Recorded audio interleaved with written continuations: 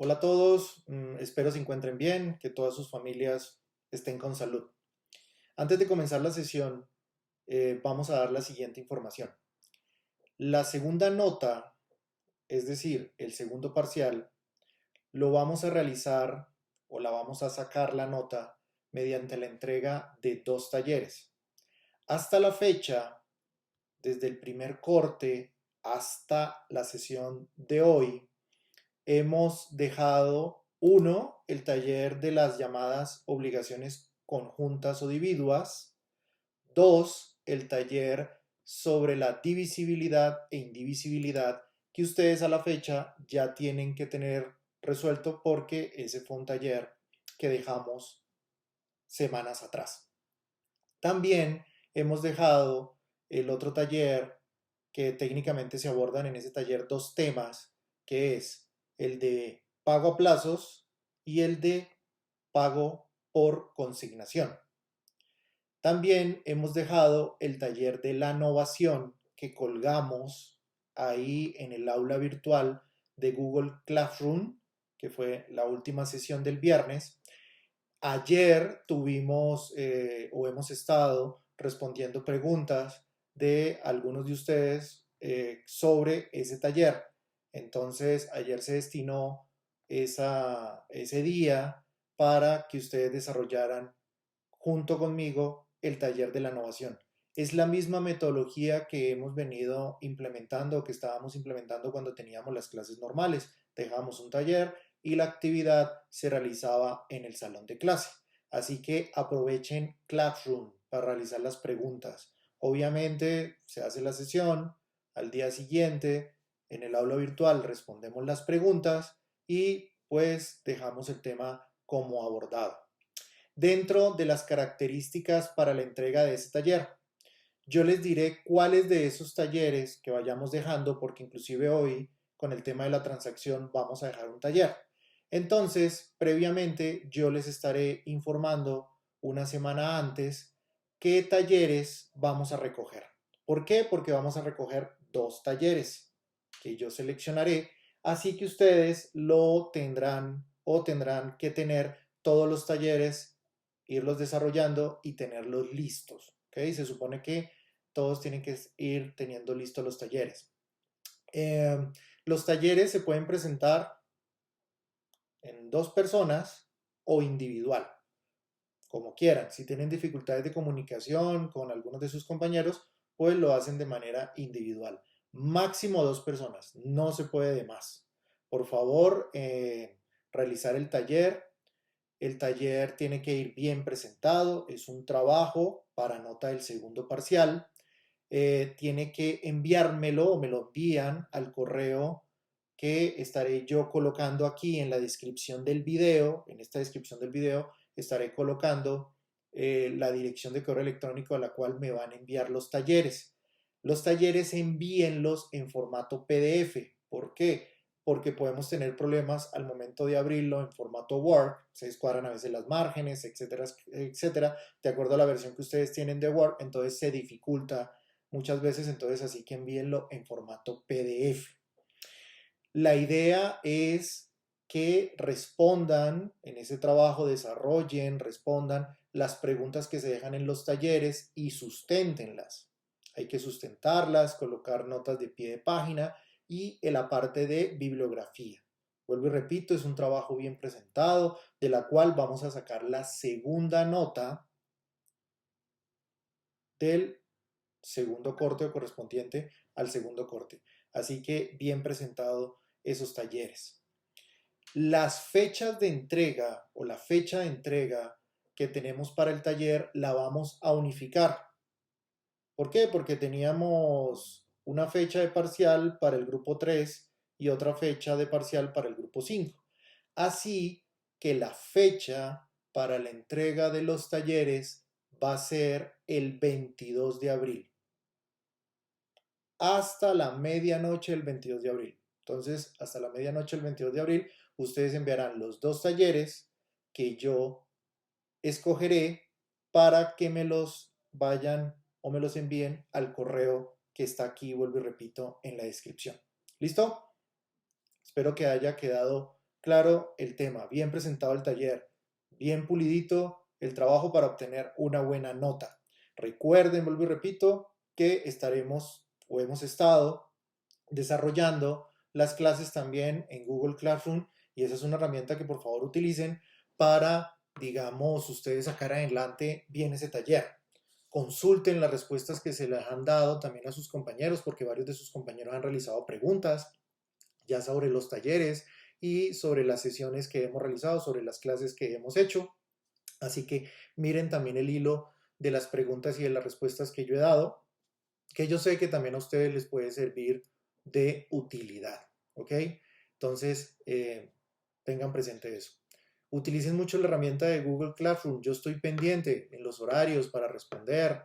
Espero un poquito para que se acumulen varias preguntas y las respondo o he dado la respuesta de todas las preguntas, ¿ok? Entonces, también para que ustedes tengan presente esa herramienta tan importante que es Google Classroom, ¿ok? Entonces, entrando en materia, vamos a ver hoy el tema de la transacción. La transacción como un modo de extinguir las obligaciones. Lo primero, ¿dónde ubicamos la transacción? La transacción la ubicamos en el artículo 2469 del Código Civil. Ahí encontramos la definición de transacción y se encuentra desarrollado el tema en las páginas, entre las páginas 719 y 735 del texto guía de Fernando Inestrosa de la primera edición. Entonces, para que tengan ahí la fuente de consulta, ustedes de primera mano. Ahora, ¿qué podemos decir sobre la transacción? Lo primero que nos dice la ley al respecto es que es un contrato. Aquí sí nos define la ley específicamente que la transacción es un contrato. Y es un contrato por medio del cual las partes terminan extrajudicialmente un litigio que tienen pendiente o precaven o quieren evitar ese litigio. Eso significa que la transacción tiene una naturaleza en esencia consensual, porque son las partes las que acuerdan, realizan ese acuerdo de voluntades para terminar un litigio o precaver un litigio, una controversia que tengan sobre determinada obligación.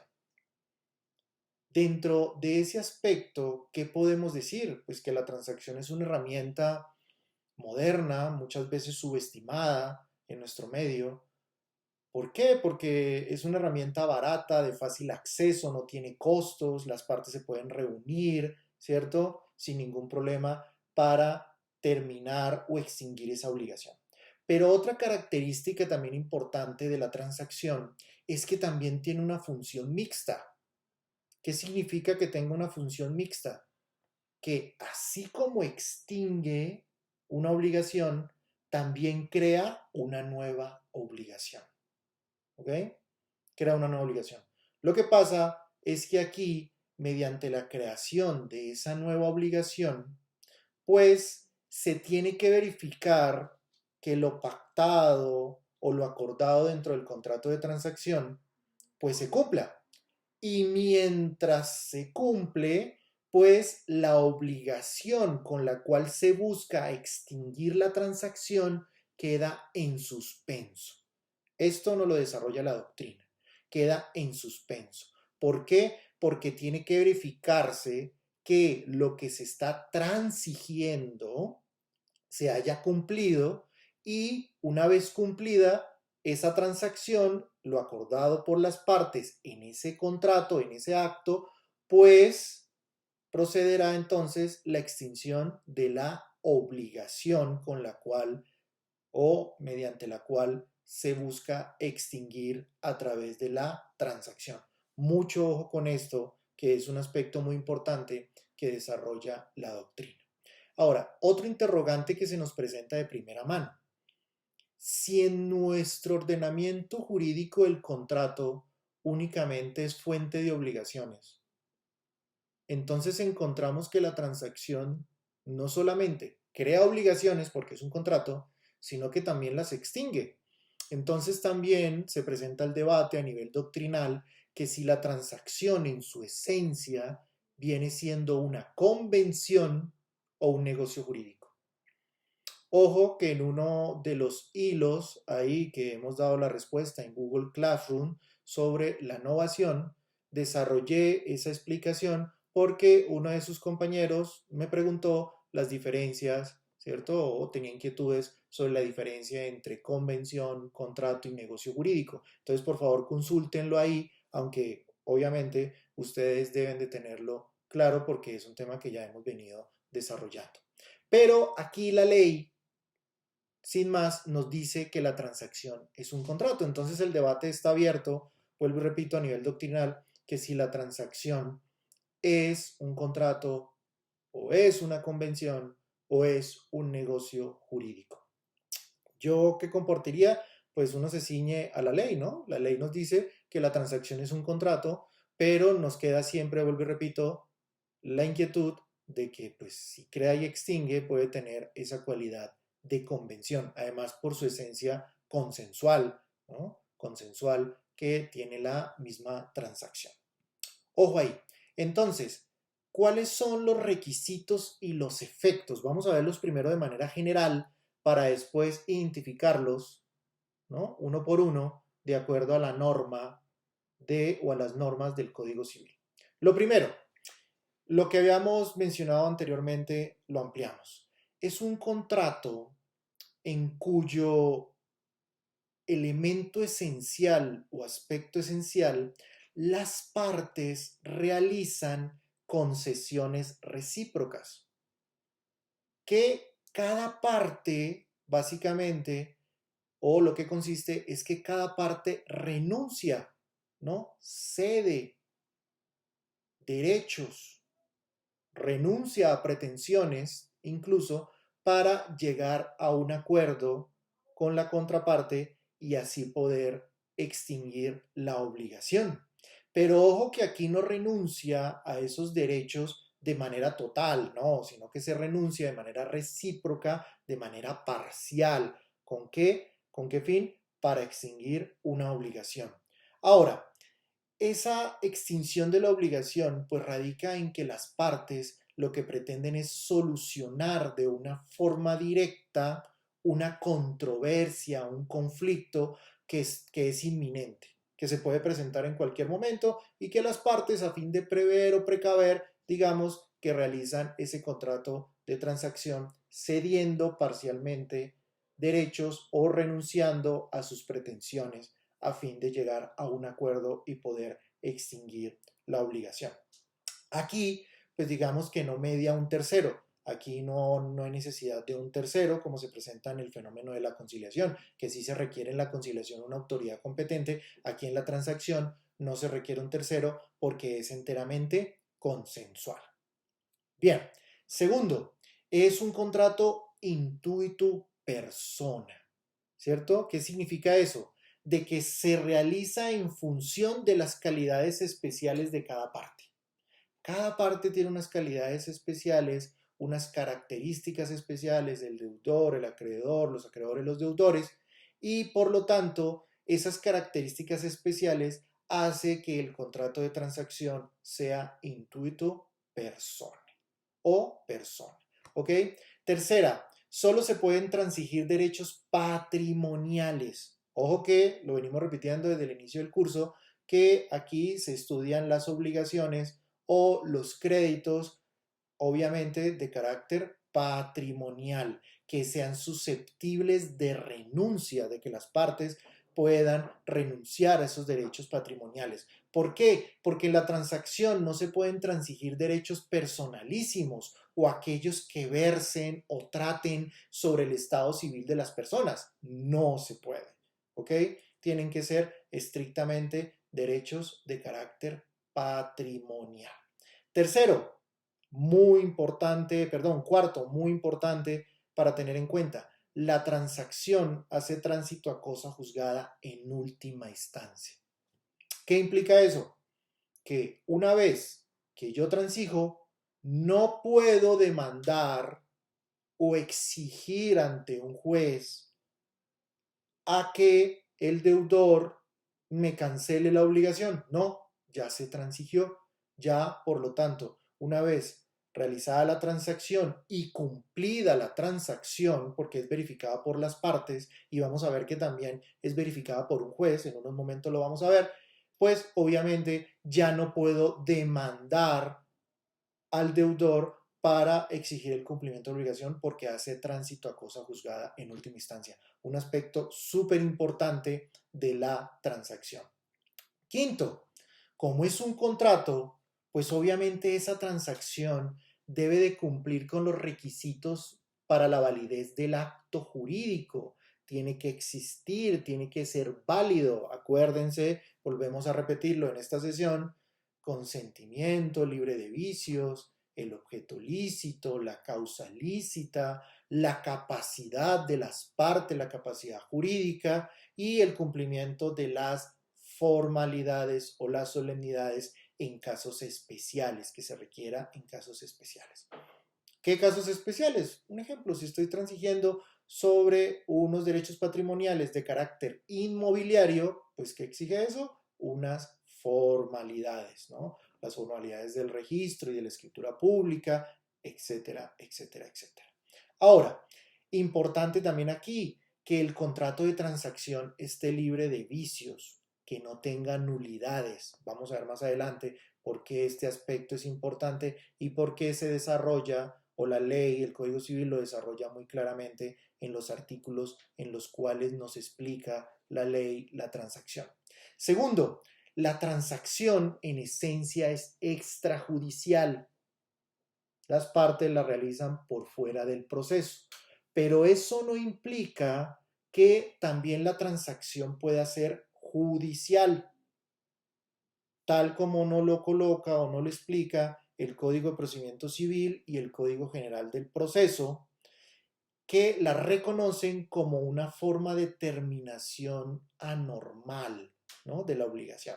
Digámoslo entre comillas, pues es anormal, pero resulta que para nosotros el estudio de la transacción desde la óptica del Código Civil pues no es tan anormal porque es una figura que viene desde o está regulada por el Código Civil en Colombia desde 1887. Entonces para nosotros no es tan anormal, pero digamos que el Código General del Proceso y el Código de Procedimiento Civil pues determinan que es una forma normal. Tal vez se refiere a la forma normal, ¿por qué? Porque pues no es la forma normal como el pago, sino es una forma diferente a extinguir o de extinguir la obligación. Entonces, pues hacemos esa claridad. Ahora, si la transacción es judicial, pues obviamente requiere la aprobación del juez. Y el juez se va a encargar de qué? De verificar el cumplimiento de los requisitos de forma de la transacción. Eso es lo que va a verificar el juez, simplemente los requisitos de forma. Los requisitos de fondo, pues tendrán o estarán dentro de la esfera de la voluntad de las partes. Entonces aquí el juez verificará, vuelvo y repito, solamente los requisitos de forma. Y como séptima y última característica, pues es un método alternativo o alterno de solución de conflictos. Es muy importante aquí porque muchas veces las personas solamente recurren al tema de la conciliación y muchas veces esa conciliación pues es onerosa, engorrosa porque tiene que cumplirse dentro de un procedimiento, dentro de un proceso judicial, pero resulta que aquí es un método muy eficaz, muy práctico de solucionar los conflictos porque aquí no necesitamos la mediación de un tercero, sino que hay un acuerdo de voluntades por parte de las partes y adicionalmente no requiere ningún costo. Las partes se reúnen, realizan el documento y transigen y perfectamente, si esa transacción cumple los requisitos de existencia y de validez, pues se extinguirá la obligación. Muy importante aquí dentro de eso del contrato de transacción. Ahora, se requiere capacidad para transigir. pues, ¿qué nos dice el artículo 2470? Las personas capaces de disponer de los objetos contenidos en la transacción. O sea que, en primer lugar, los que pueden transigir son las partes. Las que pueden transigir son las partes porque ellas tienen esa capacidad jurídica. ¿Okay? Y obviamente pues tendrán la capacidad jurídica las partes de transigir teniendo en cuenta su capacidad física, su capacidad mental. Ahora, ¿qué nos dice el artículo 2471 del Código Civil? Que para poder transigir es necesario y se debe incluir los bienes y derechos y acciones objetos en la transacción, objetos de la transacción, contenidos en la transacción. ¿Qué significa eso? Que si un tercero va a transigir a nombre mío, yo tengo que darle un poder especial. Y dentro de ese poder especial tiene que estar expresamente la facultad de transigir. Y de transigir los bienes, los derechos y acciones objeto de la transacción. ¿Muy claro eso? Yo no puedo transigir objetos o bienes o derechos que estén por fuera de la transacción y además, si la va a realizar un tercero, tengo que otorgarle poder. Tengo que otorgarle un poder especial donde se contenga explícitamente esa facultad para transigir.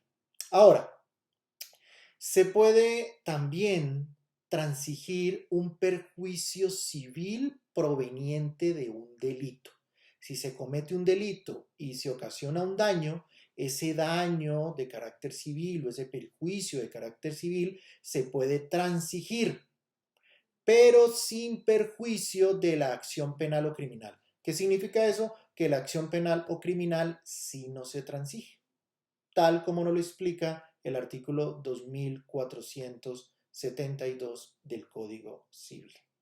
Ahora, en este orden de ideas, pues lo que podemos determinar es que la transacción o dentro de la transacción se pueden transigir cualquier tipo de bienes o de derechos que estén obviamente dentro del comercio y que sean parte del objeto mismo de la transacción. O sea que el rango es muy amplio.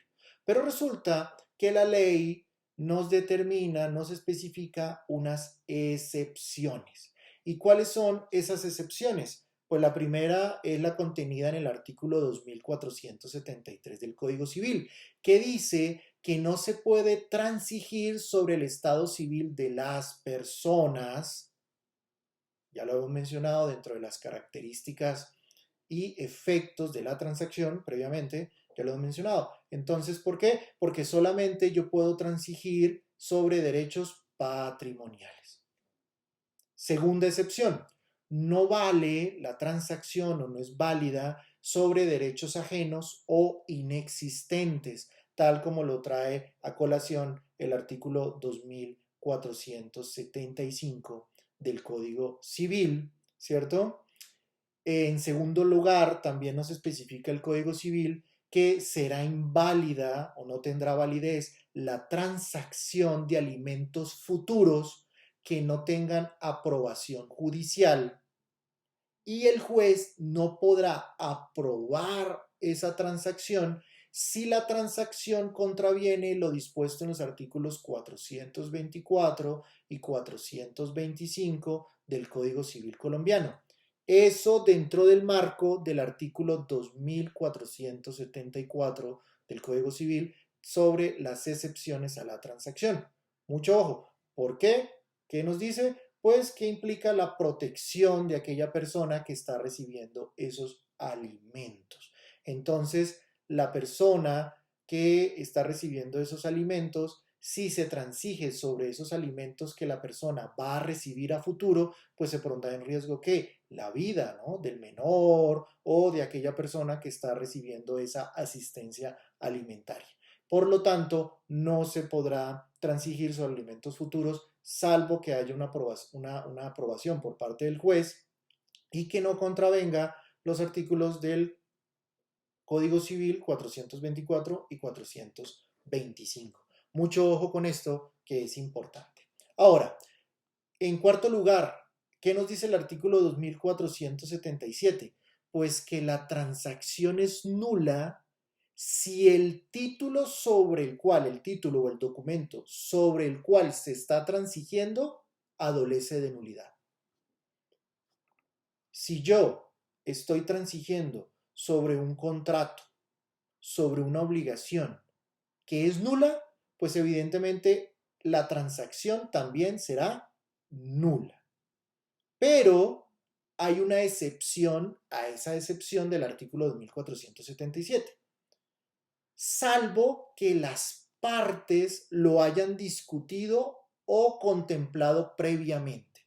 Es decir, que si al momento de transigir las partes han manifestado que existe una nulidad o está presente una nulidad o un vicio en la obligación sobre la cual están transigiendo, pues eventualmente la transacción podrá ser válida. ¿Por qué? Porque muchas veces la transacción es un mecanismo que las partes utilizan para poder subsanar nulidades o cierto tipo de nulidades que los pueden subsanar dentro de esa transacción. Ahora, también tenemos que es nula la transacción si al momento de transigir el litigio se haya terminado por sentencia motivada por cosa juzgada que no haya estado en conocimiento de alguna de las partes. ¿Okay? ¿Qué significa eso? Pues que yo no puedo transigir sobre contratos u obligaciones que han estado en litigio y que sobre los cuales se ha dictado sentencia.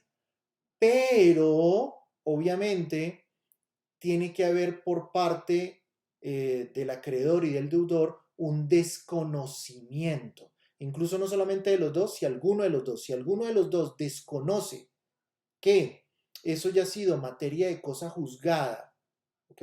Pues será nula la transacción de acuerdo al artículo 2478.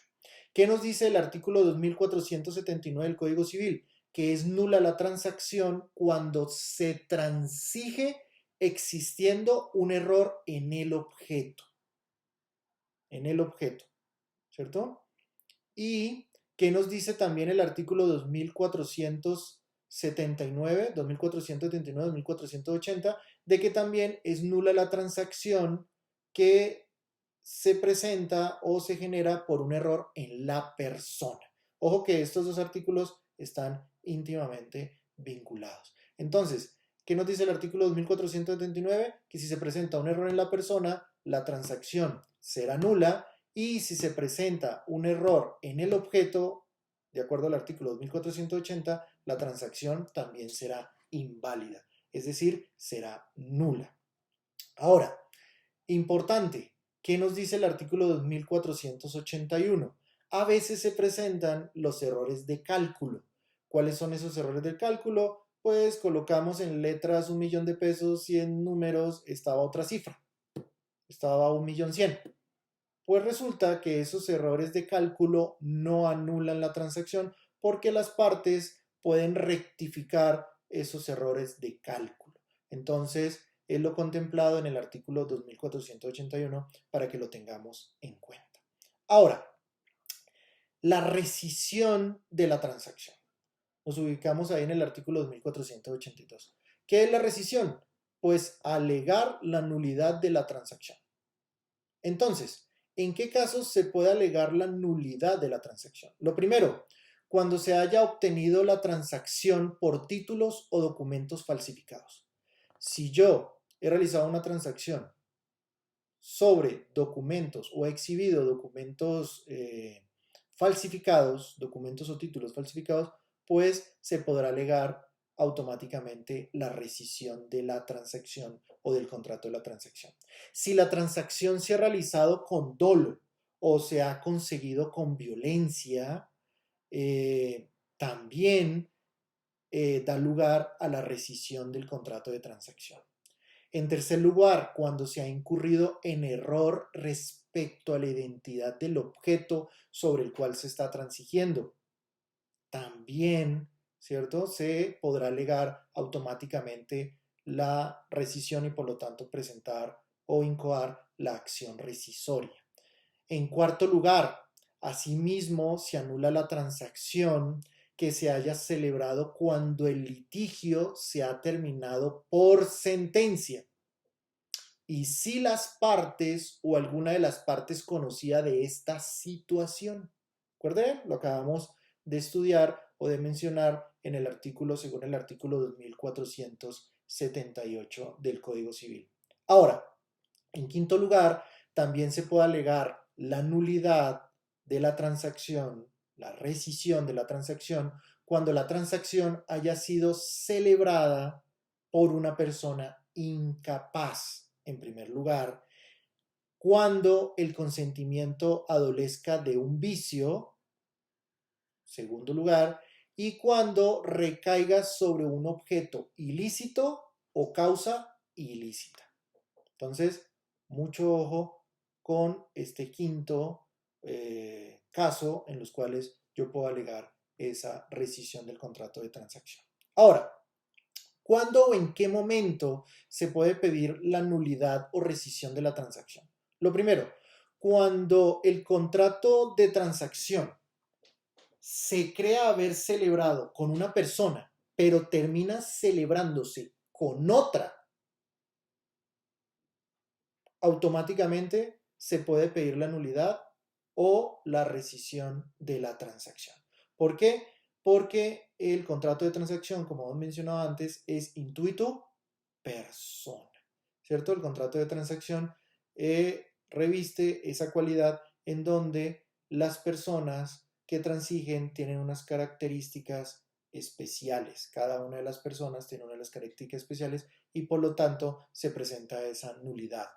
Es decir, si yo celebro una transacción con una persona, no puedo alegar después su validez con o eficacia frente a otra persona. Yo realizo una transacción y creo haberlo celebrado con ella, pero resulta que la celebré con otra. Entonces, no podrá surtir el efecto de la transacción en ese caso. La ley nos trae en el artículo también 2479, inciso final, cuando yo realizo una transacción con el supuesto poseedor, pero resulta que esa persona en la cual estoy transigiendo con el supuesto poseedor, pues no es el poseedor real, sino que lo estoy realizando con otra persona que no tiene esa calidad de poseedor o es un poseedor aparente que no tiene la calidad y por lo tanto pues no surtirá en ese caso la transacción.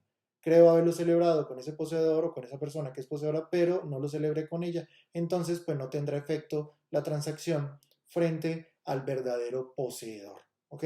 Entonces mucho ojo para que tengan presente eso. Y en segundo lugar, igualmente se puede rescindir la transacción cuando por medio de títulos auténticos se evidencie que una de las partes no era dueña o no tenía ningún derecho sobre el objeto sobre el cual se transigió. Yo creo haber realizado la transacción con el dueño, pero resulta que esa persona no era la dueña. Entonces, pues la transacción será nula. ¿Y será nula por qué? Por el efecto mismo de que se presenta un error en qué? En la persona. Creo haberlo celebrado con el dueño, pero no.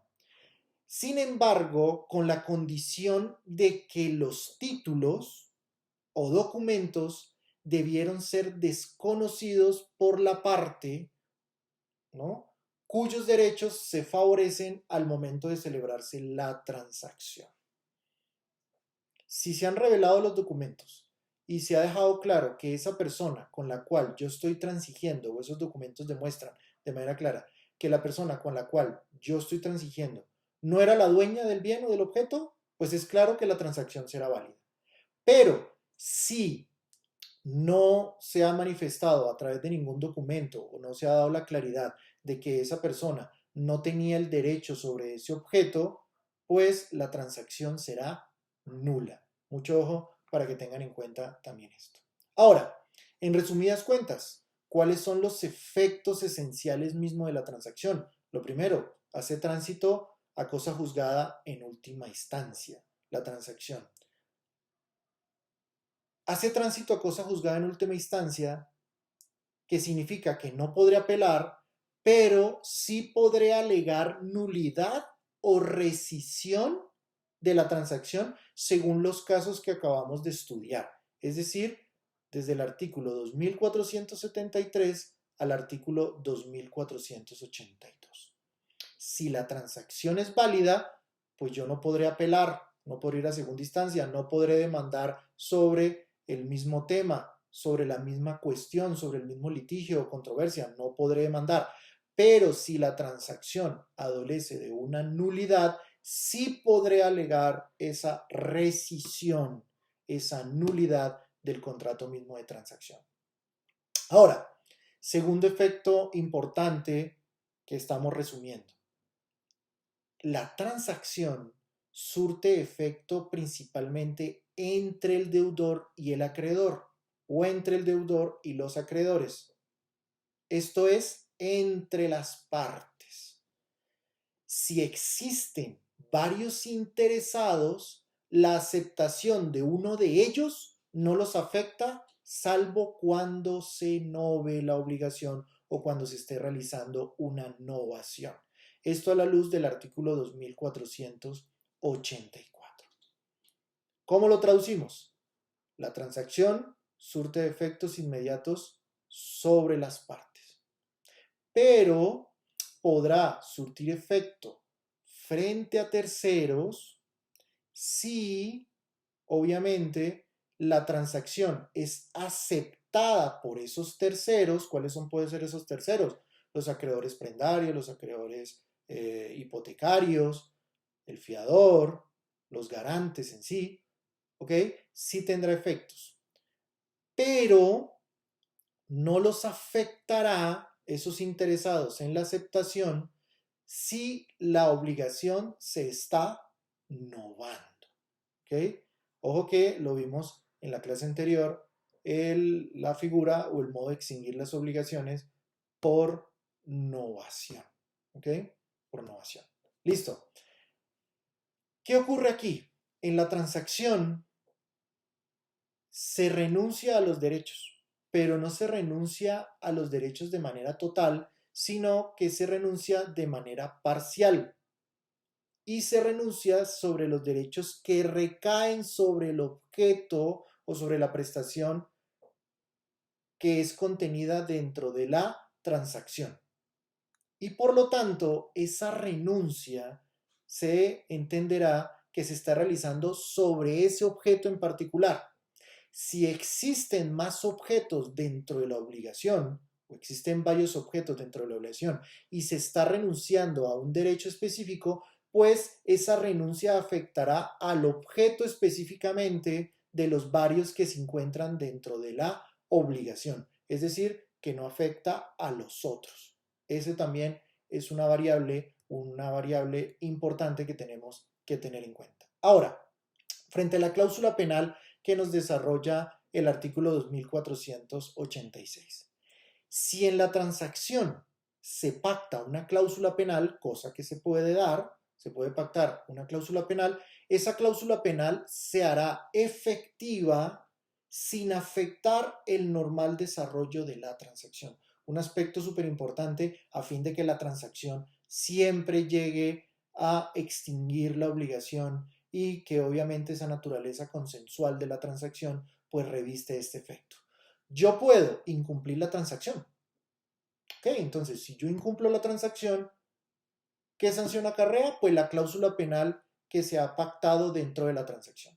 Pero si yo cumplo posteriormente la cláusula penal, la transacción podrá seguir adelante y podrá cumplir ese fin de extinguir la obligación anterior. La obligación con la cual yo pretendo extinguir realizando el contrato de transacción. Entonces, mucho ojo con esto, que es un aspecto súper importante en la transacción. Ya para finalizar, si una de las partes previamente ha renunciado a un derecho sobre una cosa u objeto por medio de una transacción y posteriormente esa persona por, por intermedio o a través de otro título o de otro documento, de otro modo, vuelve a adquirir ese mismo derecho, la transacción no lo priva de ese derecho. Si yo transigí y renuncié a un derecho y posteriormente vuelvo a adquirir ese derecho por otro medio, la transacción no lo priva de ese derecho. ¿Okay? ¿Qué significa no lo priva? Pues de que no lo afecta en ese derecho. O sea, una persona puede volver a adquirir ese mismo derecho que ha renunciado en la transacción, lo puede adquirir posteriormente y es totalmente válido, totalmente legal. Eso a la luz del artículo 2487. Con esto hemos terminado. Ojo, realicen las preguntas a Google Classroom. En la descripción del video estará el código de la clase. Algunos han tenido problemas, muy pocos, 3 o 4 personas han tenido problemas y me lo han manifestado de que no han podido entrar a Google Classroom. Tal vez es porque tiene problemas de compatibilidad su compu o sobre todo el navegador. Entonces utilicen más que todo el navegador Google Chrome, que es compatible porque ese es el navegador de Google, obviamente. Y también pueden descargar la app de Classroom en sus celulares, en sus tabletas. Ahí pueden descargar la app de Classroom y tener en tiempo real el desarrollo y las respuestas de los temas de clase. Hoy se nos alargó un poquito el video por la nota informativa al inicio. Hagan bien esos talleres. También vamos a colgar el taller ahí en el aula virtual de Google Classroom. También el taller que vamos a dejar aquí en la transacción. Entonces, muy juiciosos, vayan desarrollando los talleres. Chao, chao, cuídense.